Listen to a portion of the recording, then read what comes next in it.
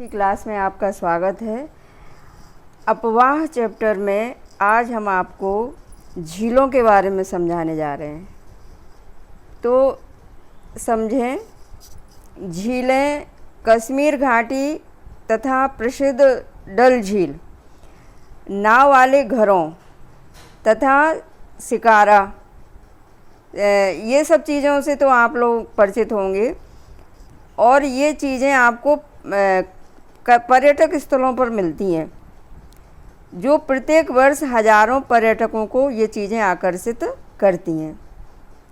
इस प्रकार आप अन्य झील वाले स्थानों पर भी गए होंगे तथा वहाँ नौकायान यानी झीलों में नौकायान होता है। नाव से व्यक्ति उस झील में इधर उधर जा कर के झील का आनंद लेते हैं। तैराकी एवं अन्य जलीय खेलों का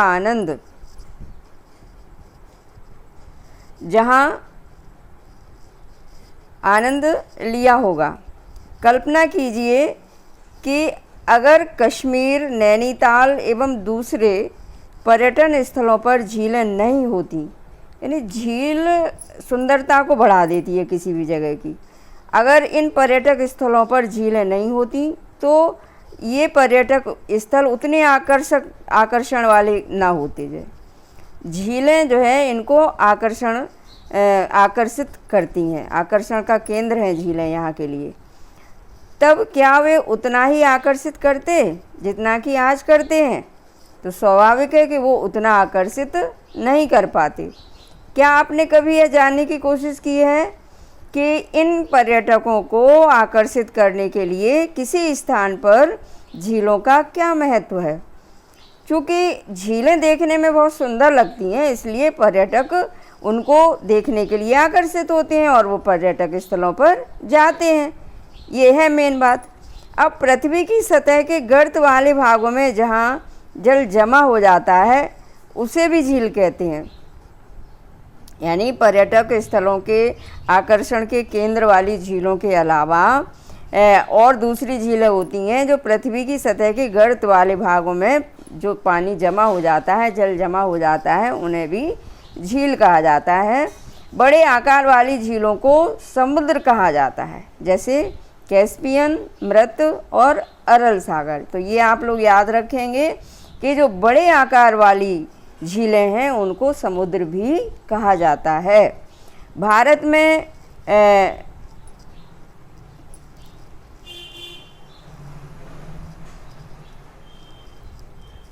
में बहुत सी झीलें हैं।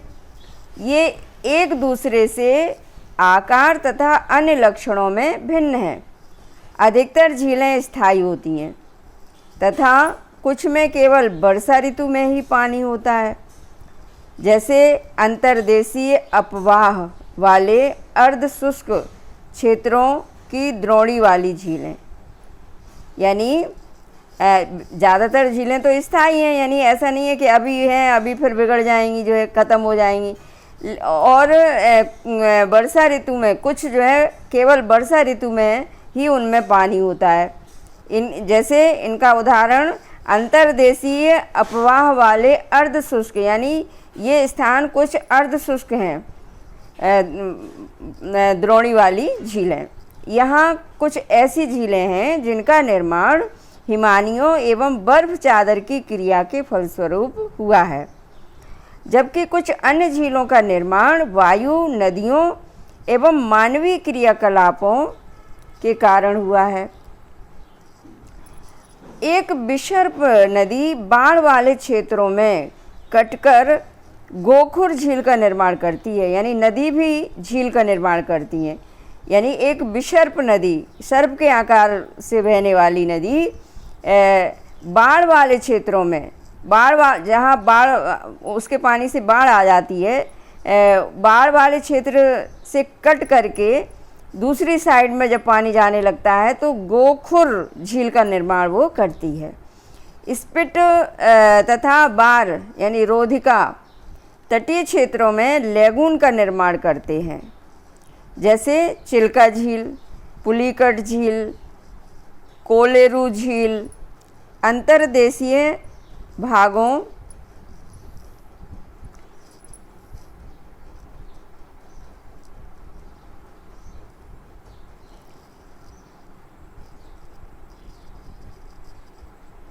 वाली झीलें, अंतर्देशीय भागों वाली झीलें कभी कभी मौसमी होती हैं।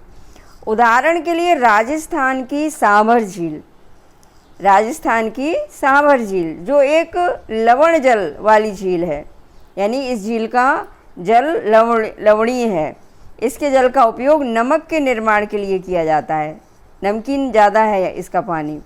मीठे पानी की अधिकांश झीलें हिमालय क्षेत्र में हैं और ये मुख्यतः हिमानी द्वारा बनी है, यानी बर्फ़, हिमालय की बर्फ़ पिघल करके इन गहरे स्थानों पर, ज़्यादा बड़े स्थानों पर पानी भर जाता है और वो झील बन जाती है। दूसरे शब्दों में ये तब बनी जब हिमानियों ने या कोई द्रोणी गहरी बनाई, हिमानियों ने यानी जो बर्फ़ पिघल करके आगे बढ़ती है उसके द्वारा एक बड़ी द्रोणी बन जाती है जो बाद में हिम पिघलने से भर गई, या किसी क्षेत्र में शिलाओं अथवा मिट्टी से हिमानी मार्ग बंद हो गया।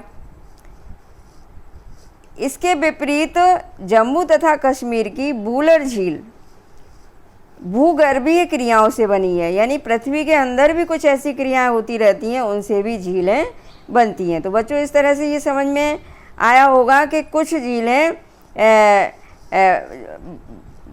हिम पिघलने से जो पानी भर जाता है वहाँ झीलों का रूप ले लेते हैं वो स्थान, और कुछ जगह पर शिलाओं अथवा मिट्टी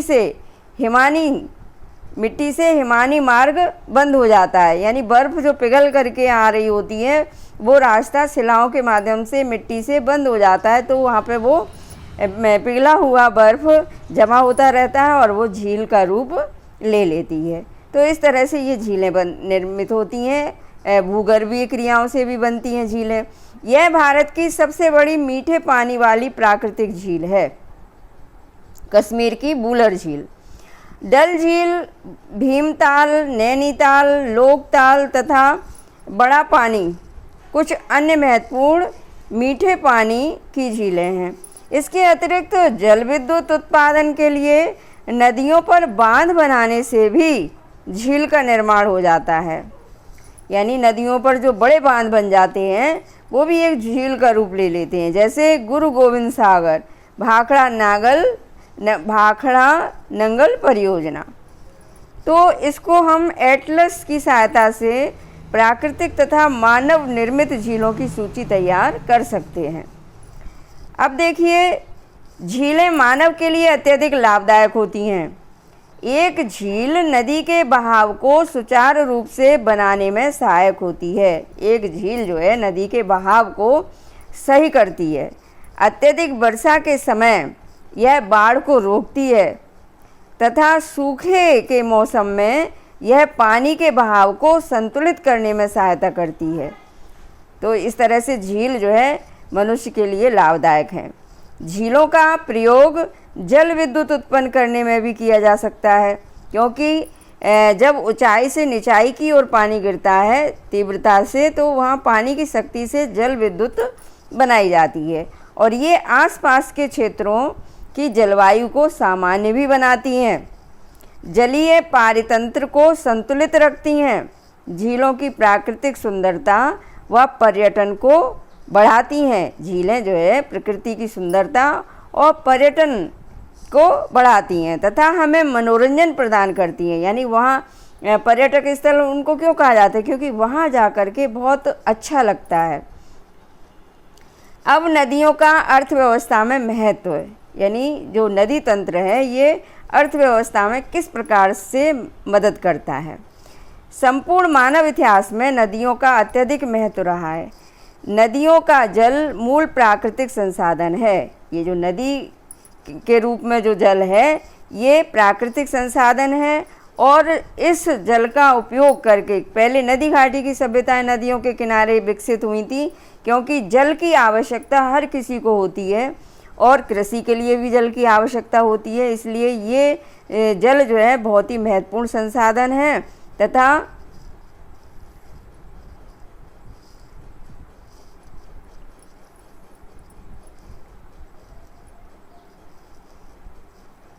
अनेक मानवीय क्रियाकलापों के लिए जल बहुत अनिवार्य है।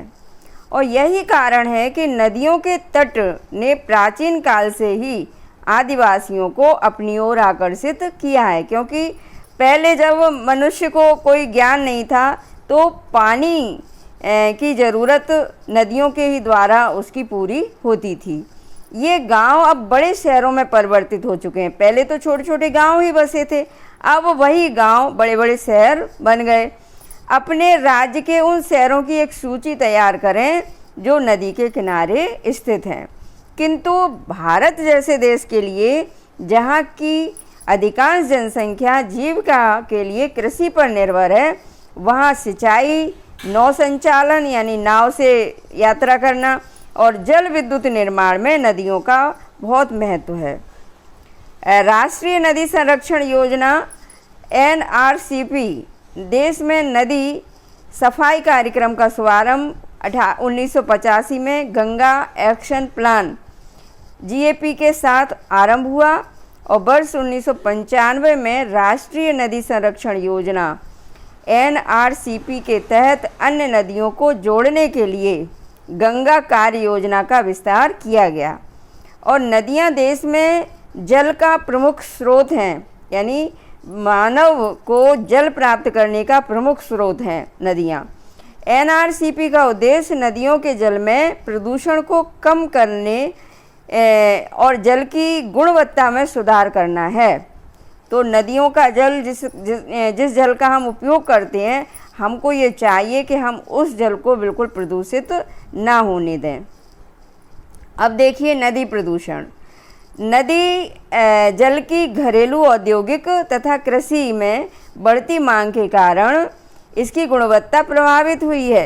क्योंकि उद्योग, बड़े स्तर पर उद्योग लग गए हैं और उनसे निकला कचरा और जहरीला पानी जो है वो नदियों में छोड़ दिया जाता है। इससे नदी का जल प्रदूषित हो जाता है। लेकिन इस बात को ध्यान में रखना चाहिए कि हमें जल को शुद्ध रखना है, नदी के जल को प्रदूषित होने से बचाना है। और इसके परिणाम स्वरूप नदियों से अधिक जल की निकासी होती है, क्योंकि औद्योगिक क्षेत्र में भी जल की ज़रूरत होती है और कृषि क्षेत्र में भी जल की ज़रूरत होती है। तो हम जिस जल का उपयोग कर रहे हैं, हमें उस जल को प्रदूषित नहीं होने देना है तथा इनका आयतन घटता जाता है। दूसरी ओर उद्योगों का प्रदूषण तथा अपरिष्कृत कचरे नदी में मिलते रहते हैं।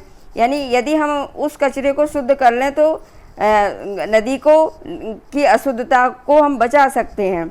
यह केवल जल की गुणवत्ता को ही नहीं बल्कि नदी के स्वतः स्वच्छीकरण की क्षमता को भी प्रभावित करता है। नदी के अंदर ये क्षमता होती है कि वो अपने जल को स्वयं स्वच्छ करती जाती है। लेकिन चूँकि बड़े बड़े उद्योगों से निकला कचरा और जहरीला पानी जब हम उसमें डाल देते हैं तो उसकी ये क्षमता भी कम हो जाती है। उदाहरण के लिए दिए गए समुचित जल प्रवाह में गंगा का जल लगभग 20 किलोमीटर क्षेत्र में फैले बड़े शहरों की गंदगी को तनु करके समाहित कर सकता है। यानी शहरों की गंदगी को तो वो समाहित कर सकता है, लेकिन लगातार बढ़ते हुए औद्योगिकरण यानी बड़े बड़े उद्योगों से जो गंदा पानी निकल रहा है एवं शहरीकरण के कारण ऐसा संभव नहीं हो पाता है। क्योंकि बड़े बड़े शहरों की संख्या जो बढ़ती जा रही है, उनका जो ढेर सारा कचरा निकलता है, उस कचरे से जो पानी अशुद्ध हो रहा है उसको नदी स्वयं शुद्ध नहीं कर सकती।